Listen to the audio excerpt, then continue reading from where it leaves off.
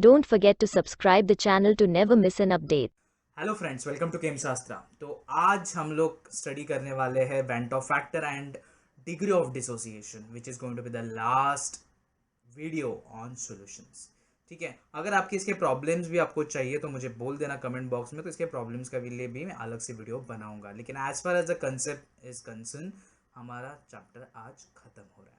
Before that, this is a time of Diwali, so I wish you all the happy Diwali for and a very safe Diwali, a very important thing. तो अच्छे से celebrate करो, safely celebrate करो, and along with the celebration obviously हमें पढ़ाई भी थोड़ी बहुत करनी पड़ेगी, so that we should not lose the एक अपना जो ऑलरेडी हम लोगों ने अपने आप को रिदम में बैठा हुआ है for doing our exam preparation, वो रिदम हमारा ब्रेक नहीं होना चाहिए, लूज नहीं होना चाहिए। सो आज एक लास्ट कंसेप्ट एंड सॉल्यूशंस का चैप्टर खत्म।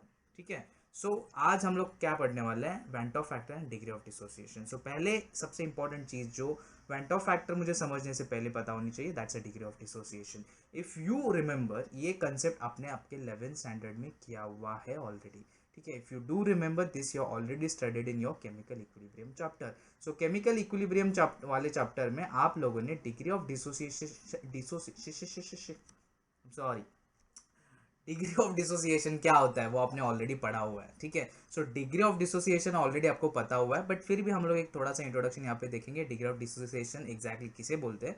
Okay, so what exactly is the degree of dissociation? It is represented by the alpha. Okay, degree of dissociation होता क्या, फॉर्मूला बहुत ही सिंपल है, number of moles dissociated divided by total number of moles at equilibrium for an electrolyte. So obviously we are defining degree of dissociation only for the electrolytes. Okay, now let that be a strong electrolyte or a weak electrolyte, but electrolyte के लिए हम लोग degree of dissociation discuss करेंगे। Now यहाँ पे क्या होता है, number of moles dissociated divided by total number of moles. Concept होता है क्या, आपको एक सिंपल चीज बताता हूँ। Suppose if you are having a general reaction कि एक ए रिएक्टेंट है जो आपको एक पी प्रोडक्ट दे रहा है। ठीक है, अगर आपने इसका 1 मोल स्टार्टिंग में लिया हुआ है, जब इनिशियली एट जीरो टाइम मतलब 0 सेकेंड, रिएक्शन अभी तक चालू नहीं हुआ है, at that time your concentration of P is going to be 0 because that's a product. It will only get produced when the reaction will start. Okay, so at 0 time your concentration of A is going to be the one that you have taken. मैं यहाँ पे 1 मोल assume कर रहा हूँ, और यहाँ पे P का concentration is going to be the 0 because अभी तक reaction चालू नहीं हुआ है। After some time suppose आपको पता चला ये स्टोइक्योमेट्री 1:1 है, मतलब 1 mole of A will give you 1 mole of P. That's very important thing because stoichiometry also plays a crucial role as far as degree of dissociation आपको अगर जानना होगा तो। So now in this case अगर आप consider करते हो कि ये 1 मोल्स है और 0 है at obviously at a 0 time, after some time अगर मैंने आपको बोला ये 0.5 मोल्स डिसोसिएट हुआ ए। ठीक है, अगर 1:1 स्टोइक्योमेट्री, अगर ये 0.5 मोल्स डिसोसिएट होगा तो पी कितना बनेगा, 0.5 मोल्स बनेगा। That's a simple thing that I wanted to tell you indirectly. Okay, so 0.5 moles dissociate हुआ है, तो अल्फा क्या हुआ इस रिएक्शन का एट दिस इंस्टेंट, वो कोई भी टाइम हो, या इक्विलिब्रियम रहे, इक्विलिब्रियम से पहले रहे या इक्विलिब्रियम के बाद में रहे। So alpha is going to be equal to what, कितना नंबर ऑफ मोल्स डिसोसिएटेड। अगर मैंने बोला 1 मोल था, 0.5 मोल्स अभी बचा है, इसका मतलब 0.5 डिसोसिएट हुआ। सो 0.5 moles divided by total number of moles कितना है इसका, रे बाबा 0.5 डिवाइड बाय 1। सो इसका फ्रैक्शनल वैल्यू आ गया तुम लोगों का 0.5। That means alpha for this reaction at this instant is going to be 0.5। समझा, तो ये फ्रैक्शन वैल्यू है, degree of dissociation is a fractional value. ठीक है, इसको अगर आप 100 से मल्टीप्लाई करोगे दैट विल टेल यू कि ये रिएक्शन कितना प्रोसीड हुआ है, तो 50% प्रोसीड हुआ है। सो अगर परसेंटेज को आप 100 से डिवाइड करते हो, the fraction that you get is a degree of dissociation. For example suppose अगर मैं आपको एक एग्जांपल देता हूं, suppose there is a chemistry पकड़ लेते हैं। सो केमिस्ट्री का पेपर था एक 100 मार्क्स का। ठीक है, and you score 75 in that paper. Okay, so what is the percentage that you scored 75। मेरे को अगर परसेंटेज निकालना है लॉजिकली, तो 75 into 100 divide by 100 into 100।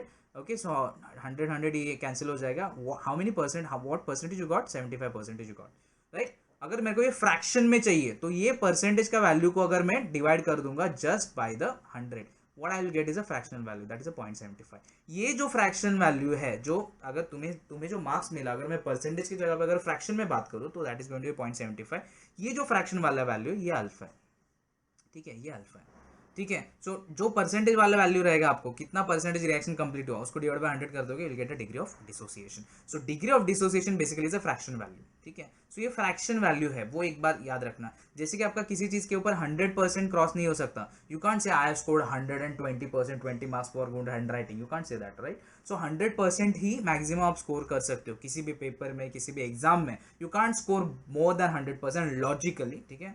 Philosophically कुछ भी अगर हाई फंडू लेक्चर झाड़ना है तो ठीक है, I will say no I got 110%, 10 marks for good hand writing and 10 extra marks for the good hand writing, but that doesn't happen in the real life. So 100% जो होगा उसके ऊपर आप कभी जा नहीं सकते। तो वैसे ही fractional value will never be more than 1.0। So ये अल्फा वैल्यू है, it's never going to be more than 1.0, never ever, because total number of moles से डिवाइड कर रहे हो। टोटल नंबर ऑफ मोल्स से ज्यादा तुम्हें नंबर ऑफ मोल्स कभी नहीं मिल सकता, डिसोसिएट नहीं हो सकता, ठीक है। सो अगर 2 मोल्स तुम लोगों ने इनिशियली लिया हुआ है, you can't get number of moles dissociated more than 2.0, it is always going to be less than 2.0। So alpha value is always going to be less than 1.0। It can be 1.0 in some ideal circumstances if you consider, but it will never cross 1.0 का mark. Why? Because it's like a percentage concept. Fraction है ना, 100% is a percentage, 1 is a fraction value. So 1 के ऊपर जा नहीं सकता, जैसे percentage 100 के ऊपर जा नहीं सकता, वैसे फ्रैक्शन 1 के ऊपर जा नहीं सकता। And degree of dissociation is that fractional value, and that's why it will never go what more than 1.0। now इसका डेफिनेशन क्या बोलता है? The degree of dissociation for an electrolyte is defined as the total number of moles of electrolyte that dissociates into its ions when an equilibrium is reached, ठीक है। सो equilibrium is very important, we are considering that at equilibrium your degree of dissociation जो हम लोग find out करते हैं, that is total number of moles of electrolyte that undergo dissociation with respect to the total number of moles of what reactants you have already taken, or the electrolyte you have already taken। Okay, now consider a very simple example जो आपकी generalise reaction दिया हुआ है आपकी book में। Consider an electrolyte AXBY that dissociates in aqueous solution. तो AXBY मेरे पास है। Now this X and Y represents what? It represents how many number of atoms are there in the molecule. For example अगर मैंने NaCl बोला तो NaCl के case में सोडियम यहाँ पे कुछ नहीं लिखा, क्लोरीन के यहाँ पे कुछ नहीं लिखा, मतलब सोडियम मेरे पास कितना है? 1 है, क्लोरीन मेरे पास कितना है? 1 है। If I take example of BaCl2, ठीक है, तो इन दैट केस यहाँ पे मेरे पास कुछ नहीं लिखा हुआ है, मतलब 1 है, यहाँ पे 2 है। It means I have 1 barium atom and I have 2 chlorine atoms, ठीक है। सो यहाँ पे भी वही फंडा है, ये X and Y is going to represent that number of atoms, ठीक है, कि कितना एटम्स है। if you want to take the example, what example we can take? Yeah, another example we can consider Na2O, okay, sodium oxide. In this case, how many sodium atoms you have? You have 2 sodium atoms. How many oxygen atoms you have? You have only 1 oxygen atom. तो ये ऐसा फंडा है, याद रखना, ठीक है। So ये X and Y represent that particular atoms. तो अगर ये डिसोसिएट होगा तो it will give you that many number of A cations and that many number of B anions। अभी इसके ऊपर जो चार्ज रहेगा M+ and N- that depends on कि कौन सा आयन है आपके पास, okay. For example if you are going to take NaCl will undergo dissociation to give you Na+ ion plus Cl- ion। So in this case your M is +1, your N is -1, right?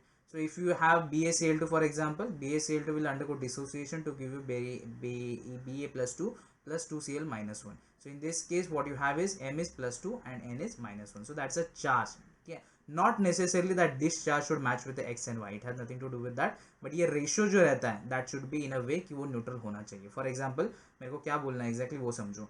BaCl2 is a complete molecule which has to be neutral। अब ये neutral क्यों होना चाहिए? Because barium के ऊपर कितना charge है? +2 charge है। एक क्लोरीन अगर मैं यहाँ पे लूंगा तो -1 that will become equal to +2 -1 +1। So BaCl के केस में it is not going to be a complete molecule because it's not neutral, it's ion, ठीक है। So it will have a +1 charge. तो वो नलीफाई करने के लिए मुझे और एक क्लोरीन देना पड़ेगा and that time it will become +2 -2 which is equal to 0, ठीक है। So will get this particular thing. So ये AXBY अगर डिसोसिएशन होता है that will give you XaM+ plus YbN-। Further on at initially जो मैंने आपको पहले वाले केस में भी बोला था, इनिशियली अगर मैंने इसका 1 मोल लिया हुआ है that's a concentration that I know because ये रिएक्टेंट है मेरे हाथ में, मैं डिसाइड करूंगा कितना मुझे कॉन्सेंट्रेशन इसमें लेना है। At initially means what? At 0 second the reaction has not yet started, तब प्रोडक्ट का concentration is always going to be the 0 because your reaction has not started yet. Product कब बनेगा? जब रिएक्शन चालू होगा, ठीक है। Now at equilibrium what will happen, alpha is a degree of dissociation, ये बात याद रखना, अल्फा क्या है, डिग्री ऑफ डिसोसिएशन, तो एक्सटेंट कितना डिसोसिएट हुआ। सपोज एट इक्विलिब्रियम अगर मैंने बोला कि एक्स बिरवा 0.5 मोल्स डिसोसिएट हुआ, तो कितना बचा 0.5, तो अल्फा कितना बन जाएगा 0.5। सो एट इक्विलिब्रियम ये जो है ये मुझे कॉन्सेंट्रेशन बता रहा है कि कितना कॉन्सेंट्रेशन ऑफ मेरे पास रिएक्टेंट है, कितना कॉन्सेंट्रेशन ऑफ मेरे पास प्रोडक्ट है, कितना कॉन्सेंट्रेशन ऑफ मेरे पास प्रोडक्ट्स है ऑब्वियसली, तो ये दोनों भी प्रोडक्ट्स में आएंगे। अभी यहाँ पे एक्स एंड वाई से मल्टीप्लाई करना क्यों पड़ रहा है, टू मेंटेन द स्टोइकियोमेट्री, ठीक है। अगर in the case of NaCl के केस में if you will see it gives you Na plus ion and plus Cl minus ion, in that case your x and y is going to be 1, सो आपको multiply करने की जरूरत नहीं है। अगर ये 0.5 मोल डिसोसिएट हुआ, you will get this 0.5 mole, this 0.5 mole, end of the story, ठीक है। So that stoichiometry is always required, तो अगर आपको मल्टीप्लाई करना पड़ेगा if you want to get the exact, if you want to have the अगर आपको एक एग्जैक्ट वैल्यू पता करनी है तो। Now moving on to the next part is, तो ये आपको क्या बोलता है, ये बात समझ लो, ये आपको कॉन्सेंट्रेशन बताता है कि 1 minus alpha will be the left concentration of the reactant, x alpha will be the formed concentration of product A, and y alpha will be the formed concentration of that Bn minus ion, ठीक है, in a system.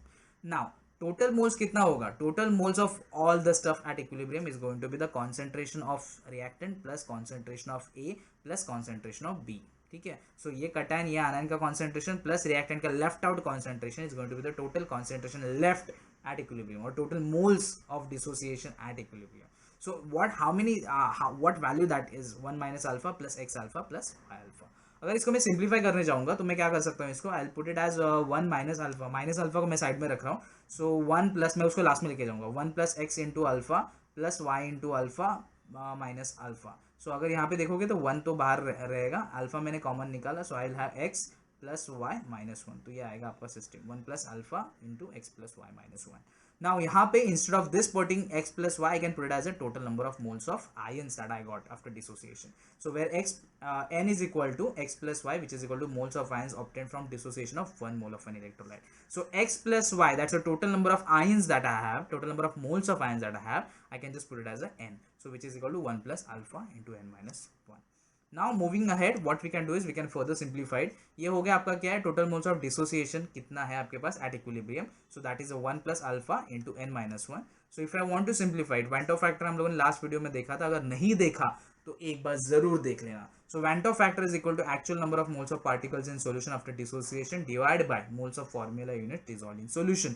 तो actual moles कितना है, this is your actual mole, ठीक है। Total कितना लिया था तुम लोगों ने 1, सो 1 plus alpha into n minus 1 divide bye 1, so that is going to be Van't Hoff factor, so 1 plus alpha into n minus 1 divided by 1। so अगर alpha मुझे यहाँ से निकालना है तो मैं निकाल सकता हूँ, Van't Hoff factor निकालना है तो भी निकाल सकता हूँ। तो Van't Hoff factor क्या है, डिवाइड बाय 1, मतलब मैं उसको इग्नोर कर सकता हूँ completely. So Van't Hoff factor is equal to 1 plus alpha into n minus 1। और if you want to rearrange this, what you can put it as, तो हमारे पास क्या है, I is equal to 1 plus alpha into n minus 1। तो अगर ये 1 में ये साइड लेके जाएगा, so it will become i minus 1। So therefore what I will have is i minus 1 is equal to alpha into n minus 1। अब ये n minus 1 alpha से मल्टीप्लीकेशन में ये साइड लेके जाऊंगा तो डिवीजन में चला जाएगा, so that will become i minus 1 divide by n minus 1 which is equal to alpha, and that's your final expression. Alpha is equal to I minus 1 divided by n minus 1. Now this gives you correlation between Van't Hoff factor with degree of dissociation. So ये आपको बताता है कि Van't Hoff factor degree of dissociation से कैसे आप link कर सकते हो। So if I know the Van't Hoff factor for a reaction, I can find out the degree of dissociation. If I know the degree of dissociation, I can also find out the Van't Hoff factor for a specific reaction. और आपको पता है Van't Hoff factor हमें क्यों लगता है, because in the electrolytic solution you can have the two possibilities either of dissociation or association, and because of that what you have is आपका जो कॉलिगेटिव प्रॉपर्टी ऑब्जर्व होता है theoretical and the practical colligative property that you get is not the same, and वो back compensate करने के लिए हमें Van't Hoff factor जानना जरूरी होता है। So that's the reason we should know what is the Van't Hoff factor.